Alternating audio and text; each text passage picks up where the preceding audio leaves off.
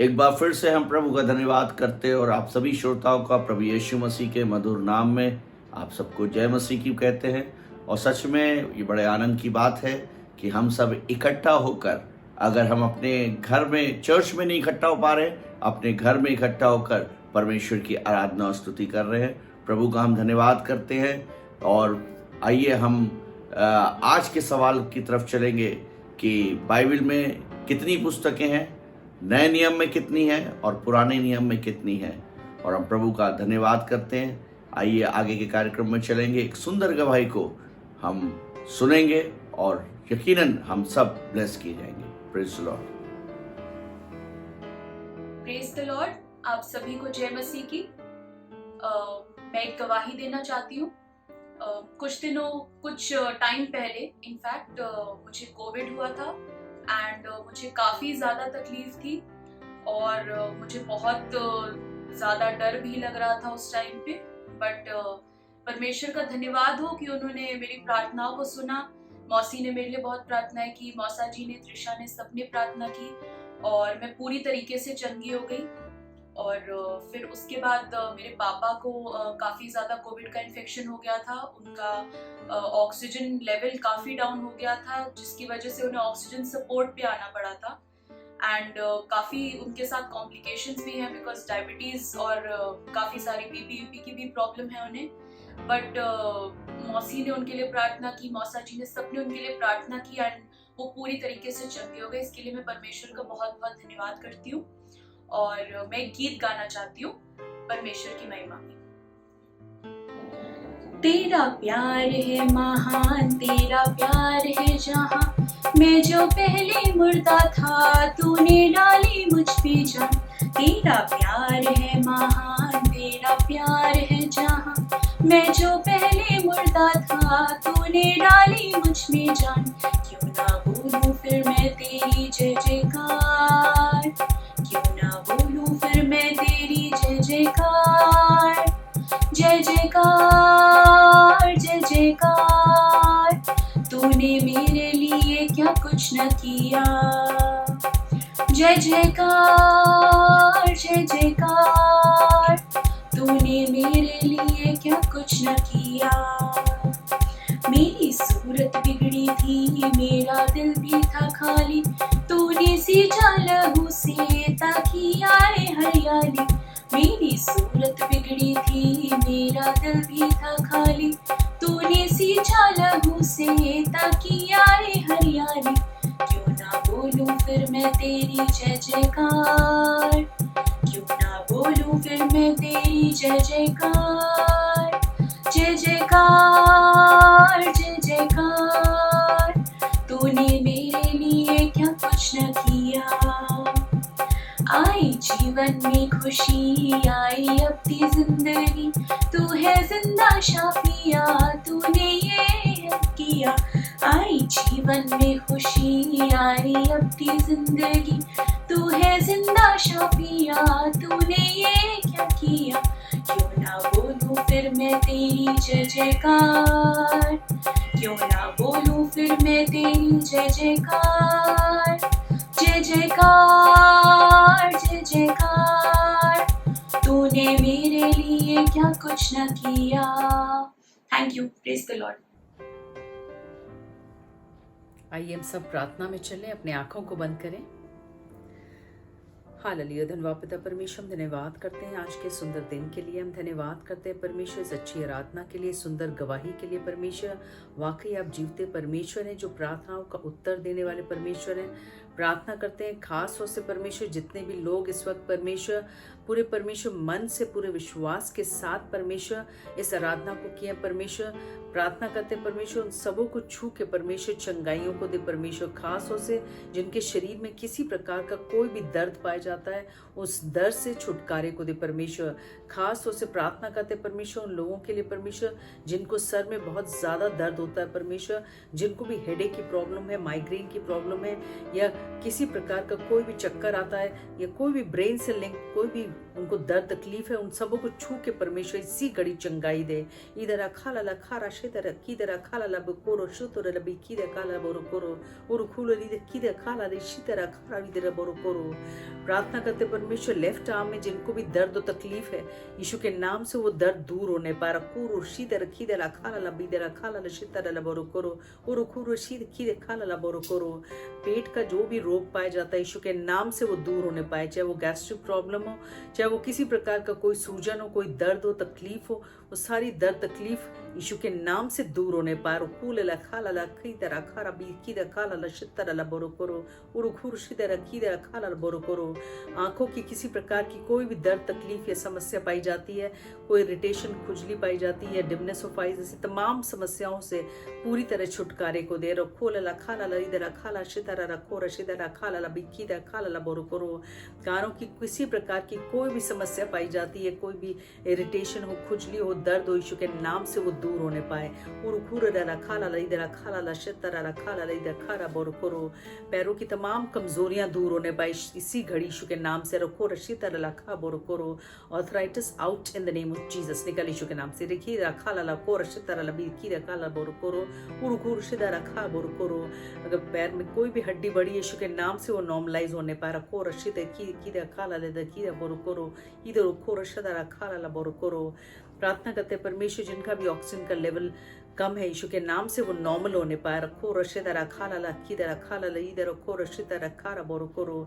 Lungs proper function करने पाए, liver, kidney, intestine सब कुछ नॉर्मल फंक्शन पूरा करने पाए। रखा ला को रशिदर खारा इधर बोरो कोरो। प्रार्थना करते हैं जो हृदय से बहुत टूटे हुए हैं, मन में निराशा है, परमेश्वर उन सबों को अपनी असीम शांति को दे, अपनी तसल्ली को दे परमेश्वर। प्रार्थना करते हैं परमेश्वर जिन्होंने भी अपने अजीजों को खोया है परमेश्वर, बहुत ज्यादा टूटे हैं, उन सबों को अपनी असीम शांति और तसल्ली को दे परमेश्वर।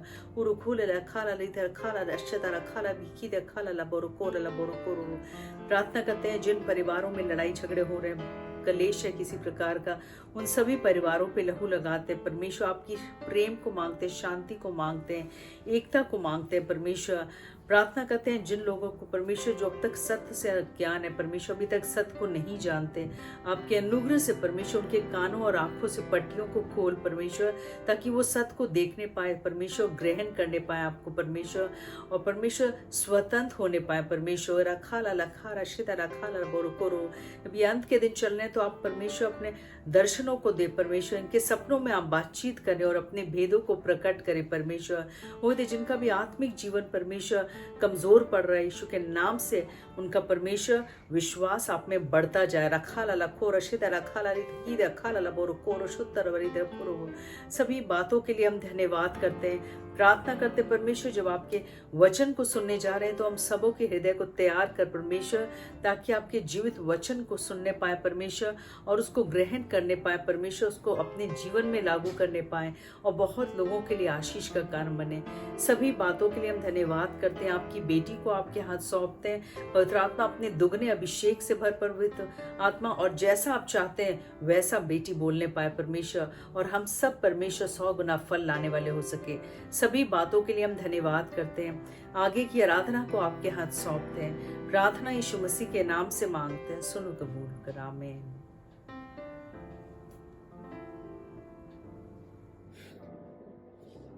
Praise the Lord. आप सबको जय मसीह की। आइए हम सब लोग वचन में चलते हैं, अपनी बाइबल में निकाल लेंगे इफिसियों 4 उसका 31 और 32 में आप सबके लिए पढ़ देती हूँ।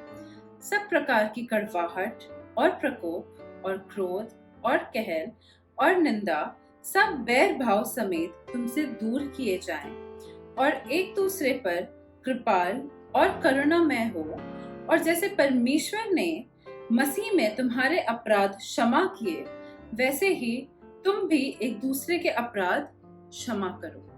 Praise the Lord. बहुत ही खूबसूरत और बहुत ही जेनेरिक बात है ये, क्योंकि ये मेरे ख्याल से हम सब जब छोटे थे, जब हम स्कूल जाते थे, तो जो बेसिक सब्जेक्ट्स हुआ करते थे, जब हम अल्फाबेट्स और नंबर सीख रहे थे, तो एक सब्जेक्ट हुआ करता था मॉरल साइंस का, जिसमें हमें सिखाया जाता था कि आपको किस प्रकार से अपने बड़ों का आदर करना है, सबसे प्रेम से रहना है, झगड़ा नहीं करना है, ईमानदारी दिखानी है, मेहनत दिखाना है। और हमें हर चीज़ अच्छे होकर करना है। और शायद ये हम सभी ने अपने बचपन में बहुत अच्छे से सीखा होगा।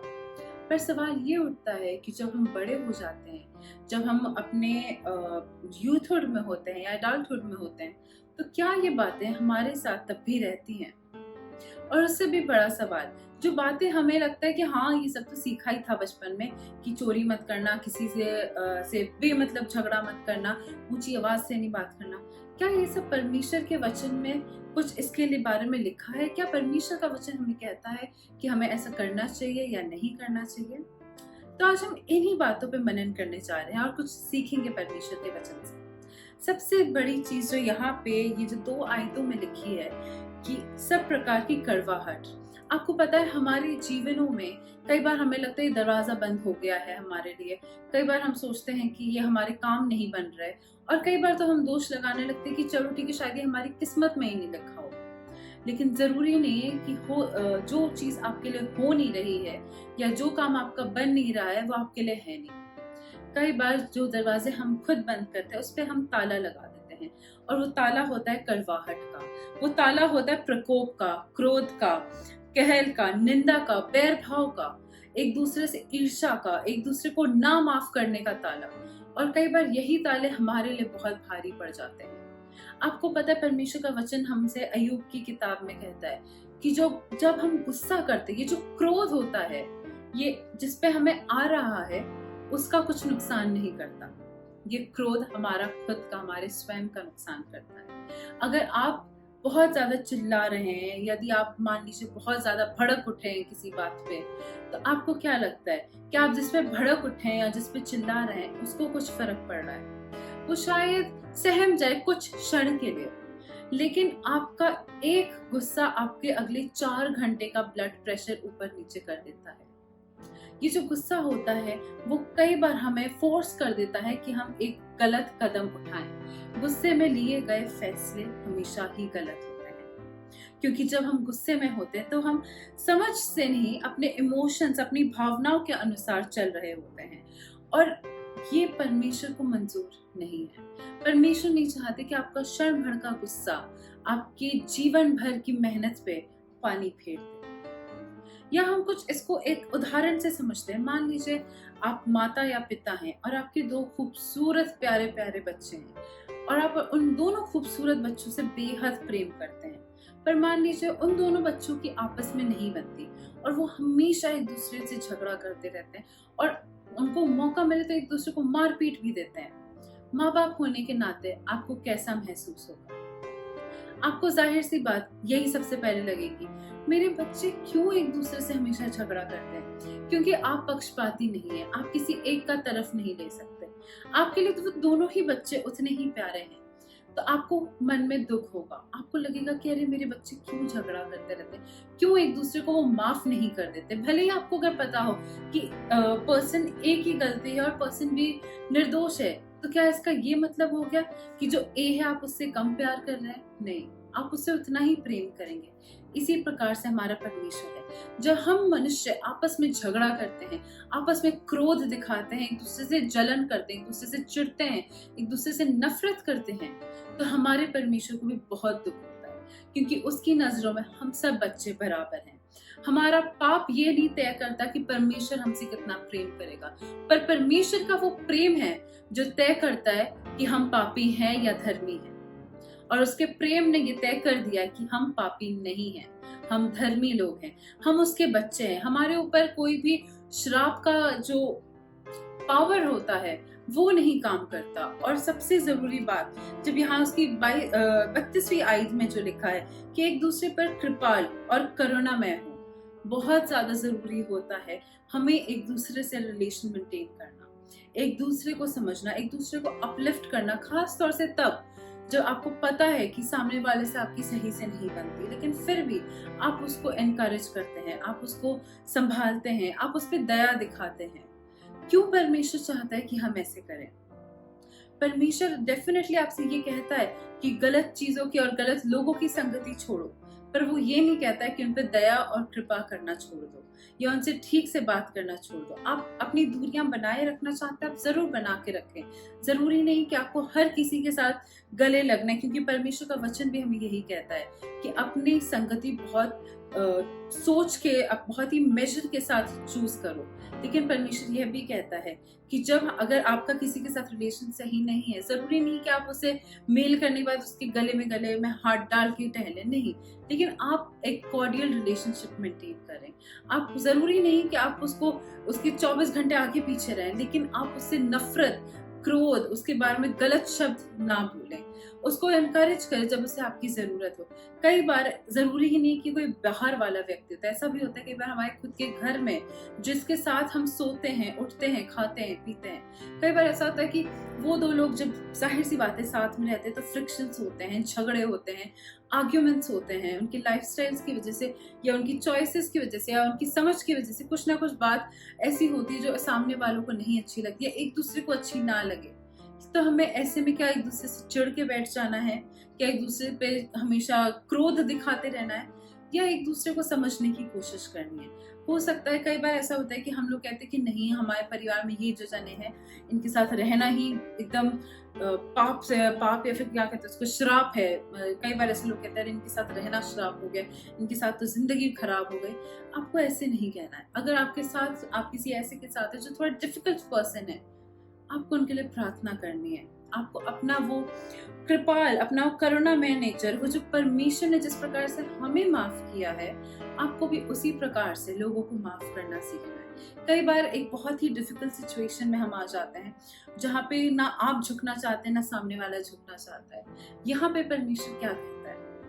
परमेश्वर कहता है धन्य वे जो मेल कराते, क्योंकि वे परमेश्वर के पुत्र और पुत्रियां कहलाएंगे। इसीलिए कई बार हम अपने उस एक रिश्ते को बचाने के लिए, हो सकता है आपको सॉरी बोलना पड़ जाए, हो सकता है आपको माफी मांगनी पड़ जाए, हो सकता है आपको झुकना पड़ जाए, उसके बावजूद भी कि आपने गलती नहीं की।